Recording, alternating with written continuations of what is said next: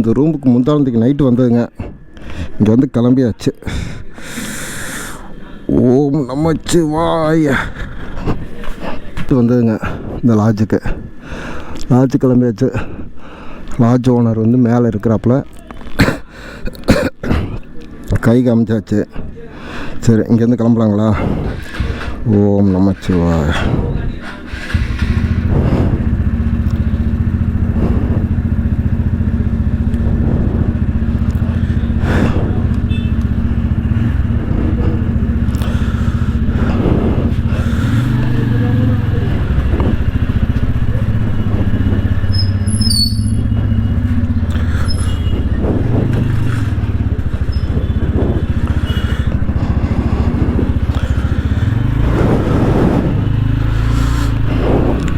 கொஞ்சம் நேரத்தில் கிளம்பியிருக்கலாங்க. ஒரு 7 மணிக்கே கிளம்ப வேண்டியது.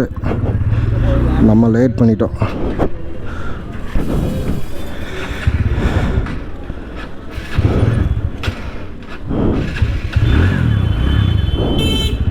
மணி 9:10 ஆச்சு. இந்த டிராஃபிக் வழியாக போய் தான் போனோம். நம்ம வந்த முல்லைங்க நைட்டு அந்த வீடியோ தான் இல்லாமல் போச்சே. அந்த வீடியோ தான் இல்லாமல் போச்சுங்களா. மெமரி கார்டு, புது மெமரி கார்டு தான் வாங்கிட்டு வந்து போட்டுமே வந்து அது பயன்படாமல் போச்சு நம்மளுக்கு. சரி, பரவாயில்ல, விடுங்க, பார்த்துக்கலாம்.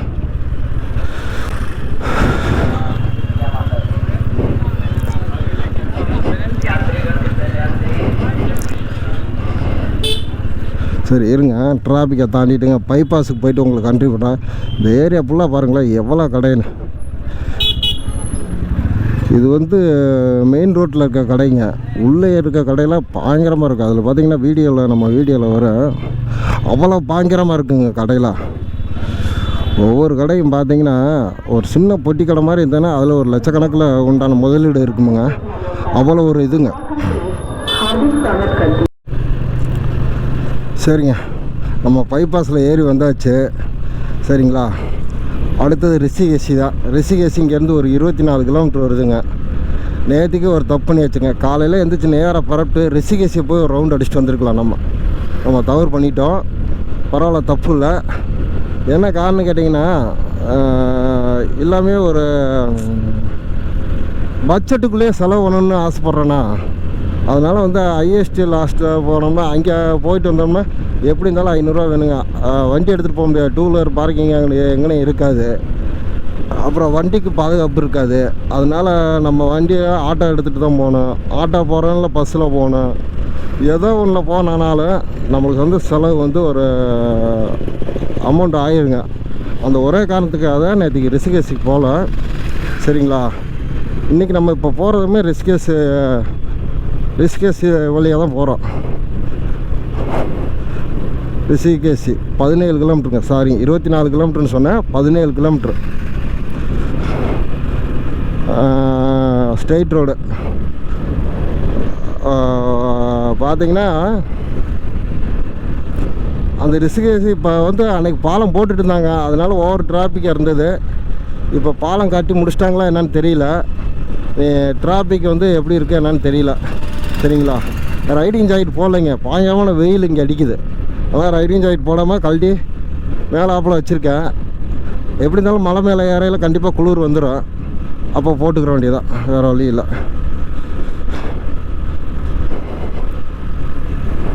இன்னொரு கேமரா, எக்ஸ்ட்ரா கேமரா இருக்குங்க. அதுக்கு தான் இந்த ஒரு ஐபேட் ஒன்று வாங்கி மாட்டியிருக்கேன்.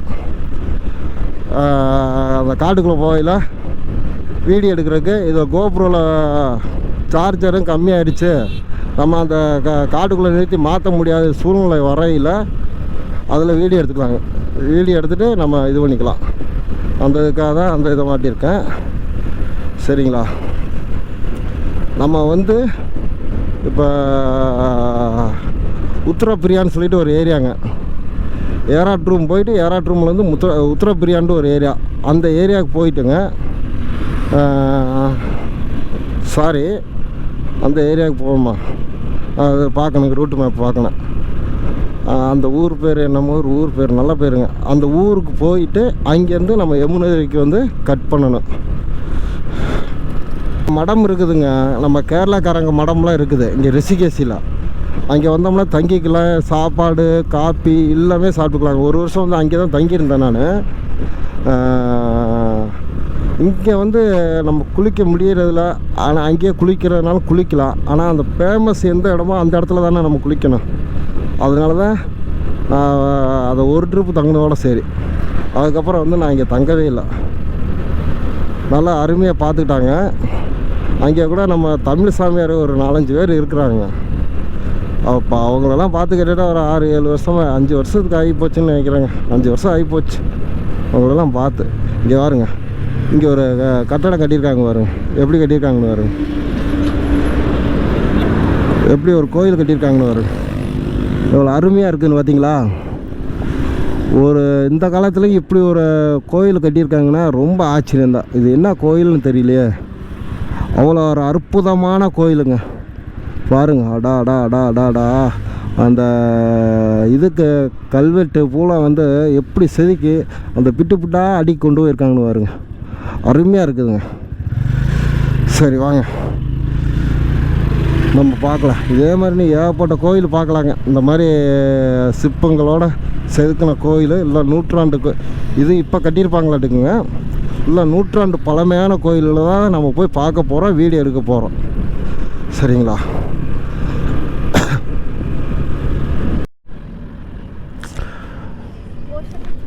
இதுதாங்க இமயமலை ஸ்டார்டிங்.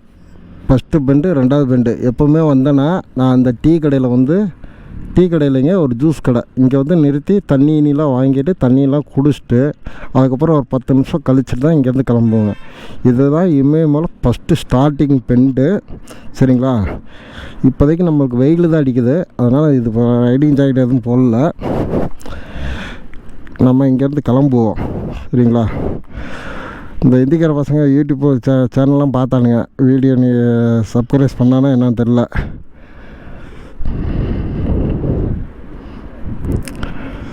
சரிங்க, இங்கேருந்து நம்ம கிளம்பலாங்களா. நம்ம பயணம் இனிமையாக முடியட்டும்.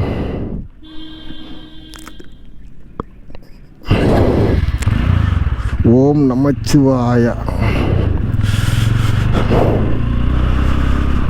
ஓம் நமச்சிவாய. நம்மளோட பயணம் வந்து வெற்றியாக முடியட்டுங்க. நீ போகிற வழியில் ஒரே ஒரு செக் போஸ்ட் மட்டும் இருக்குதுங்க. இந்த ஒரு 4 பெண்டை தாண்டினோன்னே ஒரு செக் போஸ்ட் ஒன்று இருக்குது. அந்த செக் போஸ்ட்டை தாண்டிட்டோம்னா உங்களுக்கு வேலையை முடிஞ்சுங்க. அடுத்து போயிட்டே இருக்கலாம் நம்ம ஆட்டுக்க. எந்த ஒரு தொந்தரவும் இல்லை, எதுவும் இல்லைங்க. ஒரே ஒரு சின்ன விஷயம் மட்டும் பண்ணணுங்க. நம்ம வண்டிக்கு வந்து இன்ஜின் ஆயில் மாற்றணும்.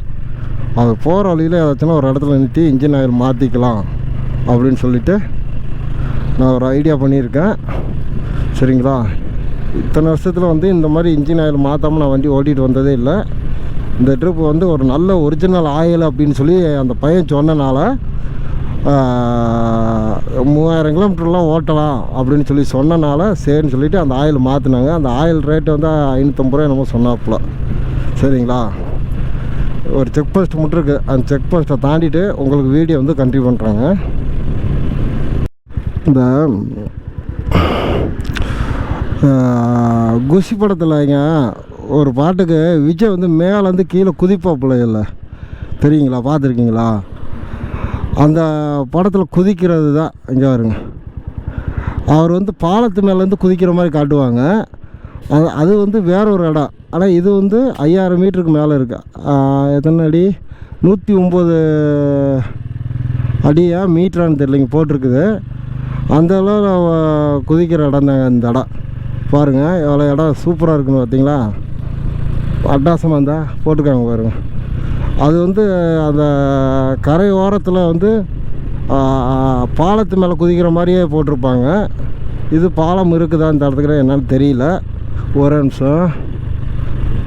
பாலம் இருக்குதா அந்த இடத்துக்கு? பாலம் இல்லை, பாலம் இல்லை.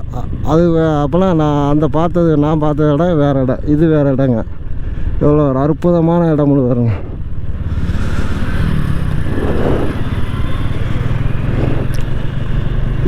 இது வந்து இப்போ நம்ம பக்கீர்நாத் தான் போயிட்டுருக்காங்க, யமுனோத்ரி போகல, பக்கீர்நாத் போகிறாங்க.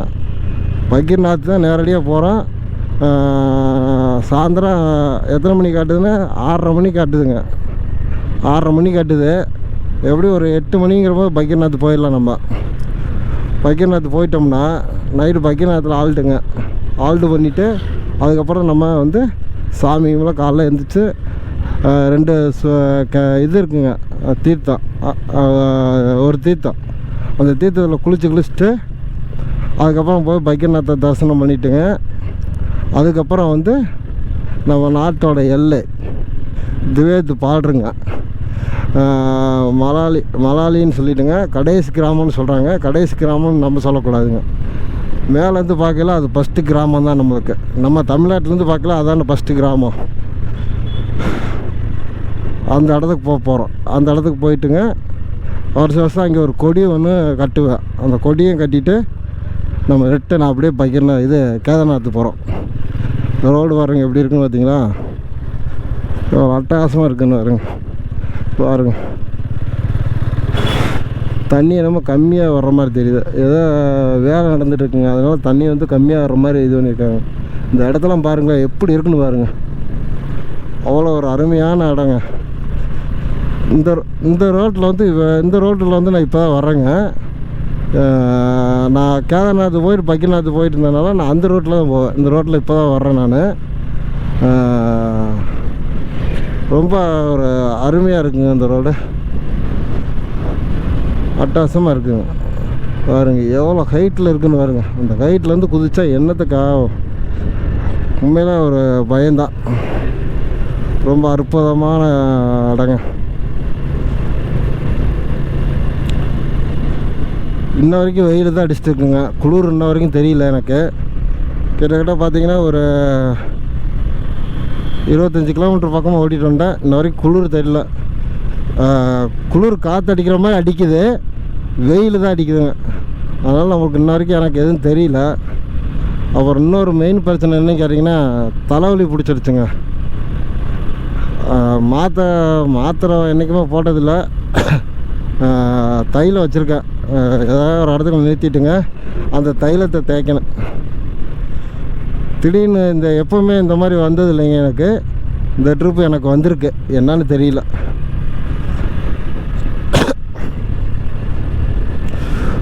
இந்த மாதிரி மலைப்பகுதியில் ஓட்டுறதுக்கு எவ்வளோ ஒரு இன்ட்ரெஸ்ட்டுன்னு தெரியுங்களா?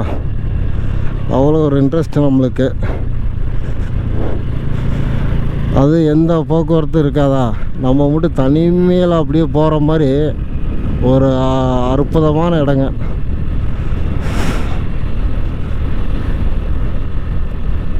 இந்த மலையெல்லாம் பாருங்கள், தெரியுதுங்களா?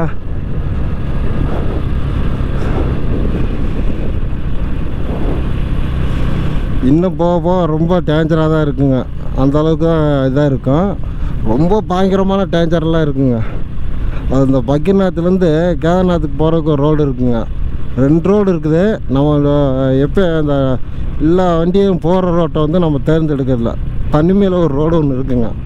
அதுக்குள்ளே வெயில் அடிக்கிறதே, வெயிலே அடிக்காதுங்க உள்ள அந்த ரோட்டுக்குள்ளே. அப்படி ஒரு ரோடுங்க. மீறி போனால் ஒரு அதிகபட்சம் பார்த்திங்கன்னா ஒரு நம்ம கூட ட்ராவல்ஸ் பண்ணுறது இப்போ இத்தனை வண்டி போயிட்டுருக்குல்ல, இத்தனை வண்டி வராதுங்க. ஏதோ 1-2 வண்டி வந்துட்டு ட்ராவல்ஸ் பண்ணிட்டு போயிட்டே இருக்கேன். அந்த ஒரு 50 கிலோமீட்டருங்க. அவ்வளோ அருமையாக இருக்கும் அந்த இடம்.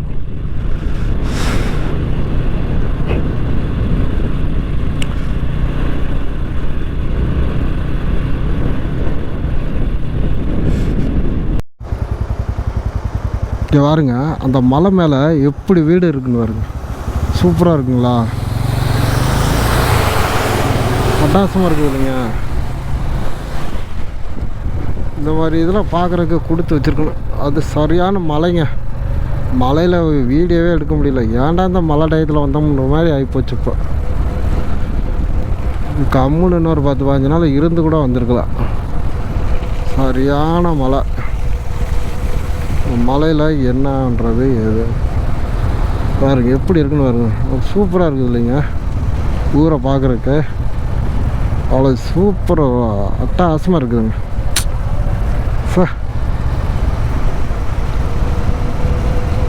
இந்த பக்கத்தில் ஏதோ ஒரு கிராமம், அந்த கிராமத்துக்கு போக மாட்டேங்க. 28 கிலோமீட்டர் இருக்குன்னு போட்டிருக்கான். இங்கே எந்த கிராமம்னு தெரியல. சூப்பராக இருக்குங்க. மழை பெஞ்சதுக்கும் அப்படி இல்லாமல் பச்சை பச்சைன்னு அந்த வீடை பார்க்குறக்கு அவ்வளோ ஒரு அட்டகாசமாக இருக்குது. சூப்பராக இருக்குங்க. சரிங்க, அவுட்டரில் போயிட்டு இப்போ கூப்பிட்றேங்க.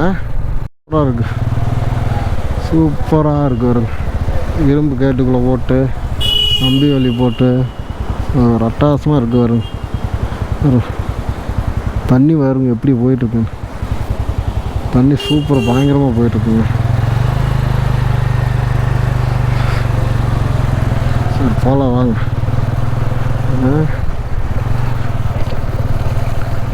ஒரு இயற்கை அழகை ஒவ்வொன்றும் ரசிக்கலை, நல்லா தான் இருக்குது. ஆனால் அது நம்மளோட சேர்ந்து வர போகிறது இல்லை, ரசிக்கிறதோட சரிதானே நம்ம.